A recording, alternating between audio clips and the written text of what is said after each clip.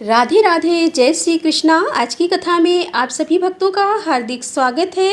भगवान श्री कृष्ण और श्रीमती राधा रानी की कृपा सदैव आप पर और आपके समस्त परिवार पर बनी रहे। दोस्तों, आज आप सुनेंगे बैसाख मास की कथा का 17वां अध्याय। दोस्तों, 30 अप्रैल 2025 बुधवार को अक्षय तृतीया है। तो बैसाख मास की आज की कथा में आप सुनेंगे अक्षय तृतीया का महात्म्य। तो आज की कथा को अंत तक जरूर सुनिए ताकि आपको सारी जानकारी पौराणिक तौर पर प्राप्त हो सके। श्रुतदेव जी बोले कि अब मैं इस पाप नाशक महात्म्य का वर्णन करता हूँ, तुम ध्यान पूर्वक सुनो। माधव मास में शुक्ल पक्ष की अक्षय तृतीया के दिन जो सूर्योदय में प्रातःकाल स्नान करते हैं वे संपूर्ण पापों से छूटकर विष्णु लोक को जाते हैं।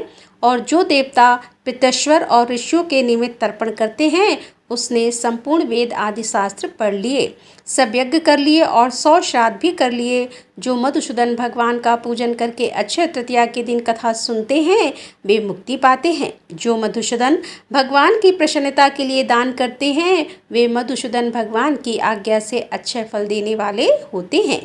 यह तिथि देवता ऋषि और पितृश्वरों की है और इसीलिए इसमें सनातन धर्म करने पर देवता पितृश्वर और ऋषियों की तृप्ति होती है।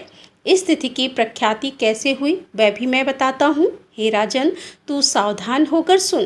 प्राचीन समय में राजा बलि के संग इंद्र का भयंकर युद्ध हुआ और देवता और दैत्यों का भी आपस में द्वंद्व हुआ। इंद्र पातालवासी बलि को जीतकर फिर पृथ्वी पर उदत्ते के आश्रम में गया। वहां जाकर उसकी मंदागामिनी गर्भिणी पत्नी को देखा जिसकी कमर में स्वर्ण सूत्र में बंद किंकिणी शोभा दे रही थी। उसके कंकड़ों की झनकार से मधु मक्त भ्रमर और कोकिलाओं के शब्दों को भी जीत लिया था। अनेकों प्रकार के वस्त्र धारण किए हुए वह मधुर भाषणी और मंद मदहास युक्तता शोभा दे रही थी। विकसित कमल के समान उसका मुख और नील कमल के समान उसके नेत्र थे। केतकी के उदर के समान पीत और मनोहर गालों वाली परिश्रम से श्वास भरती हुई दिनाक्षी पर्णकुटी की ओर मुख किए हुए थी। उसे पर्यक पर शयन करती हुई देखकर इंद्र को मोह उत्पन्न हुआ और वह बलपूर्वक उस गर्भिणी स्त्री से भोग करने लगा। तब गर्भस्थ पिंड ने अपने गिरने के भय से दुखी होकर अपने पाँव से योनि मार्ग को ढक दिया जिससे कि इंद्र का वीर पृथ्वी पर ही गिर पड़ा। तब गर्भस्थ शिशु पर इंद्र को महाक्रोध हुआ और रोष के मारे तांबे जैसे लाल नेत्र करके श्राप दिया कि हे दुर्बुद्धे, तूने पाँव से योनि द्वार को रोका है, इससे तू जन्मांध हो जाए। तब दीर्घ तमाह पाम से वीर संचालन से जयंत के समान हुआ और इंद्र वो तो ऋषि के श्राप के भय से शीघ्र ही भाग गया। उसे भागते हुए देखकर संपूर्ण शिष्य हंसने लगे।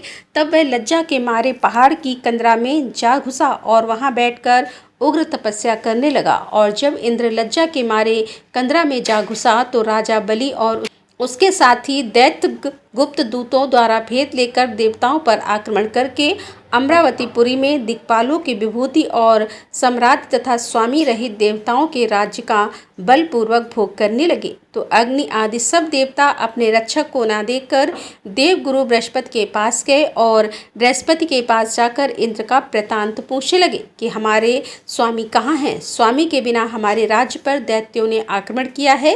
हे विभु, बहुत दिन बीत गए हैं, इंद्र क्यों नहीं आते।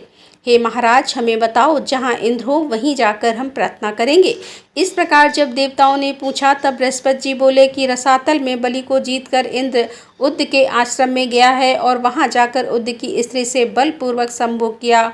इस पर उसके शिष्यों ने बड़ी निंदा की। इससे ही लज्जा के मारे वह स्वर्ग में नहीं आया और पर्वत की गुफा में घुस गया। वहीं पर सची सहित निवास करता है और अपने किए हुए कर्म पर चिंता कर रहा है। बृहस्पति के ऐसे वाक्यों को सुनकर अग्नि आदि सब देवता इंद्र को ढूंढने और प्रार्थना करने के लिए मेरु पर्वत की कंदरा में जा पहुँचे। कंदरा में बैठे हुए इंद्र को देखकर उसके बलवीरे का प्रकाश करने वाले लोग विख्यात स्रोतों से उसे प्रसन्न करने लगे कि हे इंद्र, सब देवताओं के स्वामी, तुमको नमस्कार है। तुम्हारे बिना हमको दैत्यों ने बड़ा क्लेश दिया है, जिससे हम स्थान भ्रष्ट होकर दुख के मारे जगह जगह घूम रहे हैं। अतः तुम चलकर शत्रुओं का दमन करो। ऐसी स्तुति सुनकर इंद्र गुफा से बाहर तो आया, लेकिन लज्जा के मारे नेत्र पृथ्वी की ओर ही झुकाकर देखने लगा। दुख के मारे कंठ भर आया, जिससे मुख से कुछ भी ना कह सका। यह दशा देखकर बृहस्पति जी बोले कि हे इंद्र, तू शंका क्यों करता है? संपूर्ण जगत कर्माधीन है। मान अपमान, सुख दुख, लाभ हानि, हार जीत सब कुछ पूर्व जन्मार्जित कर्मों के अनुरोध से ही होता है। प्राणी कर्मों के अनुसार ही चलते हैं। देव योग से काल पाकर दुख अपने आप उपस्थित होता है। बुद्धिमान मनुष्य दुख पड़ने पर कुछ चिंता नहीं करते और सुख से फिर प्रसन्न नहीं होते। इसीलिए तुम शोक ना करो, क्योंकि यह दुख तुम्हें प्रारब्ध से ही मिला है। हे इंद्र, इस दुख को पाकर तुम्हें सोच करना उचित नहीं है। गुरु की बात सुनकर इंद्र ने कहा कि हे मानंद, पर स्त्री गमन के दोष से मेरा बल, वीर, यश, मंत्र, शक्ति, शास्त्र, शक्ति, विद्या, शक्ति सब नष्ट हो गई है। इन सबको खोकर मैं यहाँ गुप्त निवास कर रहा हूँ। इंद्र की यह बात सुनकर बृहस्पति सहित सब आपस में उसको फिर बल देने का विचार करने लगे। तब बृहस्पति जी ने कहने लगे कि मधुसूदन, भगवान के प्रिय वैशाख मास में सभी तिथियां बड़ी पुण्य रूप हैं। इसमें भी शुक्ल पक्ष की जो तृतीया है उसे अक्षय तृतीया कहते हैं। जो इस तिथि में श्रद्धापूर्वक स्नान, दान आदि करता है, निसंदेह उसके सहस्त्र पाप नष्ट हो जाते हैं तथा बल, वीर और ऐश्वर्य अत्यंत बढ़ते हैं। अतः अक्षय तृतीया के दिन बलि के बैरी इंद्र द्वारा स्नान, दान आदि सत्कर्म कराने चाहिए, जिससे कि उसका हित साधन हो, जिसके प्रताप से इंद्र में विद्या और मंत्र शास्त्र में पूर्वता शक्ति हो जाएगी। बल, वीर और यश भी पूर्वता बढ़ जाएगा। देवताओं समेत बृहस्पति ने ऐसा विचार कर इंद्र से वैशाख धर्म कराए। अक्षय तृतीया के दिन भक्ति और मुक्ति देने वाले धर्मों को पूर्वता बल और वीर आदि बढ़ गए तथा पर स्त्री गमन का दोष भी तत्काल नष्ट हो गया। इस कर्म से इंद्र अपने पाप कर्मों से इस प्रकार छूट गया, जैसे कि चंद्रमा राहु से छूटता है, और वह देवताओं के मध्य पूर्वता शोभा को प्राप्त हुआ। इंद्र ने देवताओं को संग लेकर असुरों को जीतकर अक्षय तृतीया के महात्म्य से सब वैभवों से युक्त अमरावतीपुरी में प्रवेश किया। फिर तो इंद्र के आगे शंख, तुरया आदि बाजे बजने लगे। फिर इंद्र की आज्ञा से सब देवता अपने अपने घर को चले गए और पूर्वथा यज्ञ आदि में अपना अपना भाग लेने लगे। प्रीतेश्वर पूर्वथा पिंड भाग प्राप्त करने लगे। राक्षसों के हार जाने पर मुनि स्वाध्याय में दुष्ट हुए। तभी से संसार में यह अक्षय तृतीया प्रख्यात है। यह देवता, ऋषि, पतंग सबको संतोष देने वाली है। अतः यह सब कर्मों को काटने वाली सबसे पुण्यतम है। यह अक्षय तृतीया मनुष्यों को भक्ति और मुक्ति प्रदान करने वाली है। अक्षय तृतीया की पौराणिक कथा के अनुसार प्राचीन काल में एक धर्मदास नामक वैश्य था। धर्मदास अपने परिवार के साथ एक छोटे से गांव में रहता था। वह बहुत ही गरीब था और हमेशा अपने परिवार के भरण पोषण के लिए चिंतित ही रहता था। उसके परिवार में कई सदस्य थे। धर्मदास बहुत धार्मिक प्रवृत्ति का था। उसका सदाचार तथा देव एवं ब्राह्मणों के प्रति उसकी श्रद्धा अत्यधिक प्रसिद्ध थी। अक्षय तृतीया के व्रत के महात्म्य को सुनने के पश्चात उसने अक्षय तृतीया पर्व के आने पर सुबह जल्दी उठकर गंगा में स्नान करके विधि पूर्वक देवी देवताओं की पूजा की। व्रत के दिन सामर्थ्य के अनुसार जल से भरे घड़े, पंखे और सत्तू, चावल, नमक, गेहूं, गुड़, घी, दही, सोना तथा वस्त्र आदि वस्तुएं भगवान के चरणों में रखकर ब्राह्मणों को अर्पित की।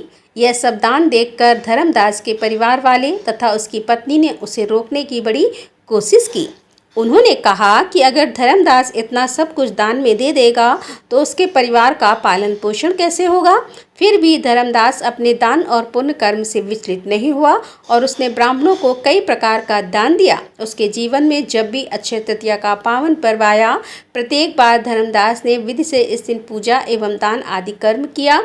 अनेक रोगों से ग्रस्त तथा वृद्ध होने के उपरांत भी उसने उपवास करके धर्म, कर्म और दान पुण्य किया। फिर यही वैश्य दूसरे यानी कि अगले जन्म में कुशावती के राजा हुए। मानता है कि अक्षय तृतीया के दिन किए गए दान, पुण्य और पूजन के कारण वह अपने अगले जन्म में बहुत धनी एवं प्रतापी राजा बना। वह इतना धनी और प्रतापी राजा था कि त्रिदेव तक उसके दरबार में अक्षय तृतीया के दिन ब्राह्मण का वेश धारण करके उसके महायज्ञ में शामिल होते थे। अपनी श्रद्धा और भक्ति का उसे कभी घमंड नहीं हुआ।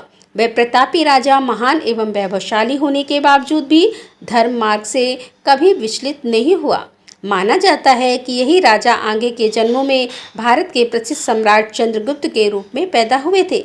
जैसे भगवान ने धर्मदास पर अपनी कृपा की, वैसे ही जो भी व्यक्ति इस अक्षय तृतीया की कथा का महत्व सुनता है और विधि विधान से पूजा एवं दान आदि करता है, उसे अक्षय पुण्य एवं यश की प्राप्ति होती है। अक्षय तृतीया में पूजा पाठ और हवन इत्यादि भी अधिक सुखद परिणाम देते हैं। यदि सच्चे मन से प्रभु से जाने अनजाने में किए हुए अपराधों के लिए क्षमा याचना की जाए तो प्रभु अपने भक्तों को क्षमा कर देते हैं और उन्हें सत्य, धर्म और न्याय की राह में चलने की शक्ति प्रदान करते हैं। अक्षय तृतीया सर्वाधिक शुभ मुहूर्तों में से एक है। इस दिन भक्तजन भगवान विष्णु की आराधना में लीन होते हैं। स्त्रियां अपने और अपने परिवार की समृद्धि के लिए व्रत रखती हैं। ब्रह्म मुहूर्त में गंगा स्नान करके श्री विष्णु जी और माँ लक्ष्मी की प्रतिमा पर अखंडित चावल अर्थात अक्षत चढ़ाती हैं और फिर शांत चित्त से उनकी श्वेत कमल के पुष्प या फिर श्वेत गुलाब रूप अगरबत्ती एवं चंदन इत्यादि से पूजा अर्चना करनी चाहिए। नैवेद्य के रूप में जो गेहूं या सत्तू, ककड़ी, चने की दाल आदि का चढ़ावा करें। इसी के दिन ब्राह्मणों को भोजन करवाएं और उनका आशीर्वाद भी प्राप्त करें। साथ ही फल फूल, बर्तन, वस्त्र, गौ, भूमि, जल से भरे हुए घड़े, कुल्हड़, पंखे, खड़ाऊं, चावल, नमक, घी, खरबूजा, चीनी, साग, इन सभी चीज़ों का दान करना पुण्यकारी माना जाता है। अक्षय तृतीया पर तीर्थों में स्नान करने की परंपरा है। ग्रंथों में कहा गया है कि अक्षय तृतीया पर किया गया तीर्थ स्नान जाने अनजाने में हुए समस्त पापों को खत्म कर देता है। इससे हर प्रकार के दोष समाप्त हो जाते हैं और इसीलिए तीर्थ में स्नान करने को दिव्य स्नान कहा गया है। तीर्थ स्नान ना कर सके तो घर पर ही पानी में गंगा जल मिलाकर भी स्नान कर सकते हैं। ऐसा करने से भी तीर्थ स्नान का ही पुण्य मिलता है। इसके बाद अन्न और जल का दान संकल्प लेकर जरूरतमंदों को दान दें। ऐसा करने से कई यज्ञ और कठिन तपस्या करने जितना पुण्य फल प्राप्त होता है। अक्षय तृतीया को युगादि तिथि भी कहते हैं। इस तृतीया का विष्णु धर्मसूत्र, भविष्य पुराण, मत्स्य पुराण और नारद पुराण में उल्लेख मिलता है। ब्रह्मा के पुत्र अक्षय का इसी दिन प्राकट्य दिवस रहता है। दान के लिए इस दिन खास अन्न और जल का दान ही करना शुभ माना जाता है। खासकर जल से भरा हुआ घड़ा या फिर कलश किसी भी मंदिर या फिर प्याऊ स्थल पर जाकर रखना चाहिए। ऐसा करने से सुख समृद्धि बढ़ती है। इस दिन प्रतिष्ठान का शुभारंभ करना, गृह प्रवेश करना और मंगल कार्य इत्यादि करना विशेष फल देने वाला होता है। अक्षय तृतीया को चिरंजीवी तिथि भी कहा जाता है क्योंकि इसी तिथि पर भगवान विष्णु के अवतार परशुराम जी का जन्म हुआ था। परशुराम जी चिरंजीवी माने जाते हैं, यानी कि वे सदैव जीवित रहेंगे। इनके अलावा भगवान विष्णु के नर नारायण हयग्रीव अवतार भी इसी तिथि पर प्रकट हुए थे। तो अक्षय तृतीया जितना पावन दिन है, जितना पवित्र दिन है, उतना ही महत्वपूर्ण दिन है। अक्षय तृतीया की पूजा विधि और बहुत सारे उपाय, किस चीज़ का दान करें, किस प्रकार से आपको धन वर्षा पोटली बनाना है, ये सारी जानकारी आपको आने वाली वीडियो में मिल जाएगी। तो चैनल से जुड़े रहिए और अक्षय तृतीया का महात्म्य आपको 2-3 दिन पहले ही सुना दिया गया है। इसका कारण यह है कि आप लोग जानकारी प्राप्त करके और फिर अपनी तैयारी करें अक्षय तृतीया की। तो ठीक है दोस्तों, उम्मीद करती हूँ कि आज की वीडियो आपको पसंद आई होगी। राधे राधे, जय श्री कृष्णा, हर हर महादेव, जय भोलेनाथ की।